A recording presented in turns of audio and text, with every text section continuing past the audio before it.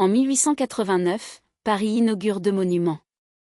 Le premier est une tour de fer que le monde entier vient admirer. Le second est un faux moulin. Le 6 octobre 1889, la même année que la Tour Eiffel, le Moulin Rouge ouvre ses portes au pied de Montmartre.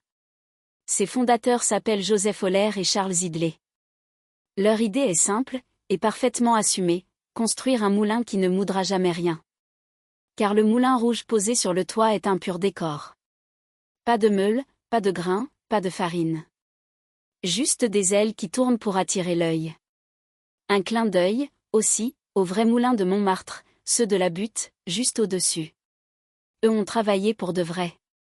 Celui-ci ne travaillera jamais. Il fera mieux, il deviendra plus célèbre que tous les autres réunis. Le décor ne s'arrête pas au toit. Dans le jardin trône un éléphant géant en stuc, récupéré de l'exposition de 1889. Et cet éléphant se visite. On monte dans son ventre, et dans ce ventre, on donne des spectacles.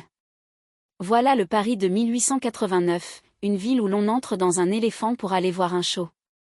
Sur scène, une danse de bal indisciplinée, le chahut, est codifiée en véritable spectacle. Le monde entier le connaîtra sous un autre nom, le cancan. 2 artistes en deviennent les premières vedettes, la Goulue et Valentin le Désossé. Dans la salle, un petit homme observe tout. Il s'appelle Henri de Toulouse-Lautrec. À partir de 1891, ses affiches immortalisent le Moulin Rouge, ses danseurs et ses nuits.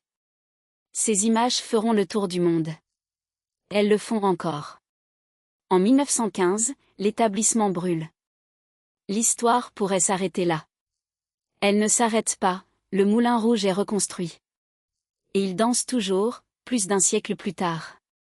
Voilà peut-être la vraie morale de 1889. Cette année-là, Paris a inauguré une tour de fer devenue l'emblème de la ville, et un moulin de décor qui n'a jamais moulu un seul grain. Les deux sont toujours debout. La tour avait un ingénieur de génie.